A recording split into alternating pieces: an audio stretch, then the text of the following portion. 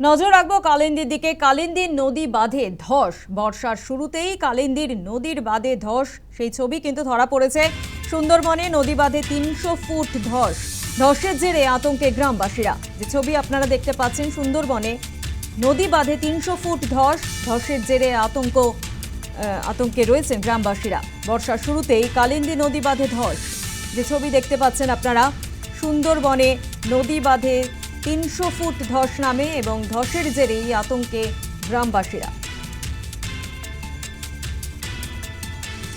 বর্ষার শুরুতেই কালিন্দী নদী বাঁধে ধস, সুন্দরবনে নদী বাঁধে 300 ফুট ধস, ধসের জেরে আতঙ্কে গ্রামবাসীরা।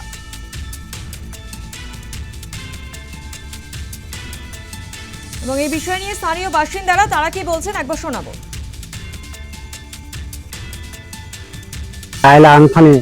আমাদের সুন্দরবন এলাকায় কালিন্দী নদীর অনেক বাঁধ ফেটে গিয়েছে, বসে গিয়েছে।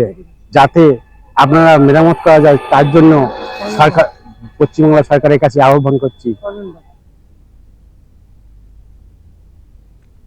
এবং স্থানীয় বিধায়ক কি বলছেন শোনাবো। আমরা খবরটা পেয়েছি, ইরিগেশন দপ্তরকে জানানো হয়েছে, তারা যথাযথ ব্যবস্থা নিচ্ছে।